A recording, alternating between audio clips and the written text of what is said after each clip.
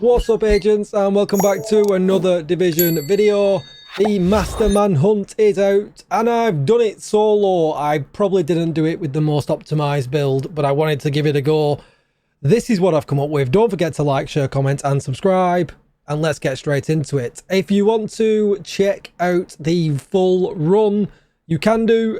It's up on my channel. It's uploading now. It takes a while, but this is the build that I used, and yeah, it's just kind of threw it on and it kind of worked an absolute treat. And to do that mission without any spoilers, CC is absolute king. And if you're going in solo, you need a bit of both, but you need a bit of power as well. So for the seasonal modifiers, I had all out. I never activated it. I had retribution so that I could put everything I could into crit damage. I had by the teeth, so all I had to do was body shot. And I had persistence because the reload speed comes in really, really nice. This is the build. If you wanted to have a look at the stats, it's probably not even maxed out how it should be. 105 crit damage, 58 crit chance feels way too high for the crit chance.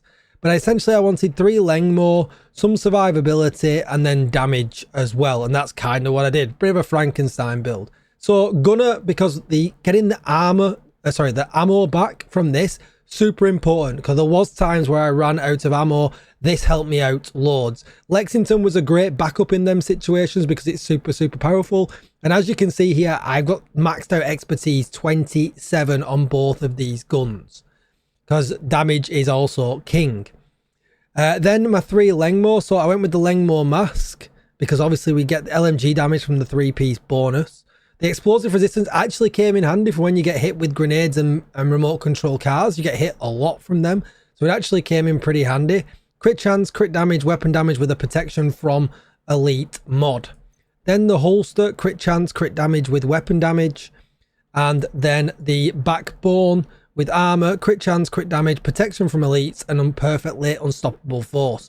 Vigilance would just be too ropey in this mission running an LMG. It would be down most of the time. So obviously having the extra damage from perfectly unstoppable force was just really, really nice. 3 blues and 3 reds was kind of where I evened up, where I kind of felt comfortable, because there were times I did get hit with bombs and anything less, it just kind of took me out.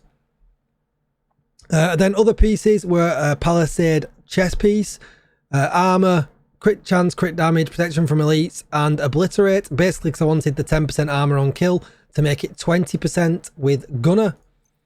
Then Contractor's gloves, weapon damage, damage to armor, and critical hit damage. Emperor's Guard for armor, double armor, regen armor was just what I kind of went with. I don't think that's necessarily necessary, but it really did help sometimes when I ran out of armor kits and things like that, just to have that natural regen. There is a lot of snipers in this. You can kind of sit back, bide your time, and just let your armor regen.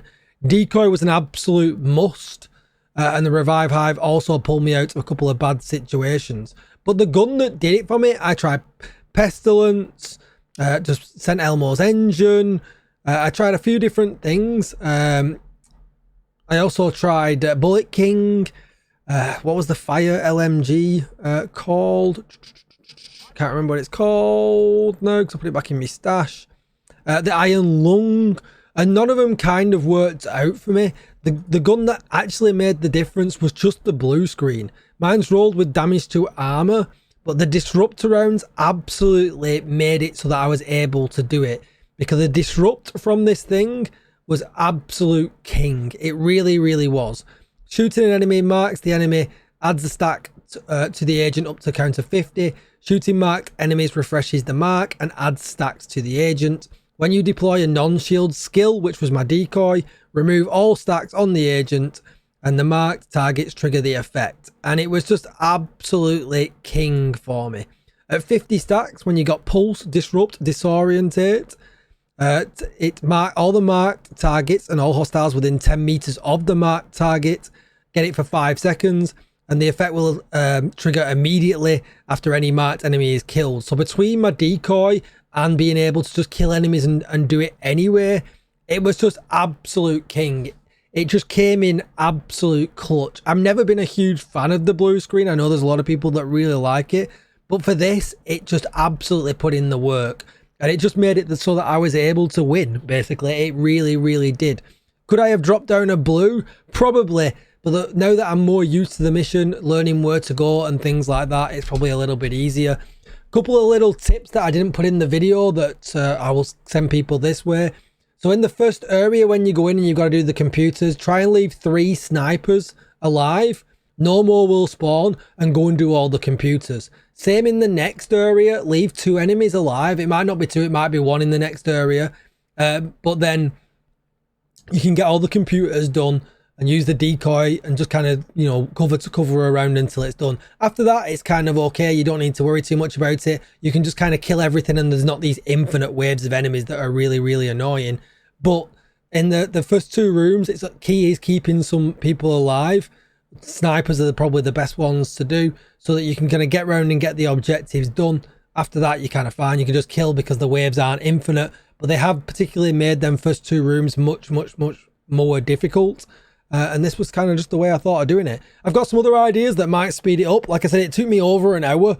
And, you know, that there definitely is some room for improvement there. But the fact I managed it solo is a massive W for me. So yeah, that's going to be it for the video. Don't forget to like, share, comment and subscribe. Let me know what you think in the comments down below. Have you got yourself the chess piece yet?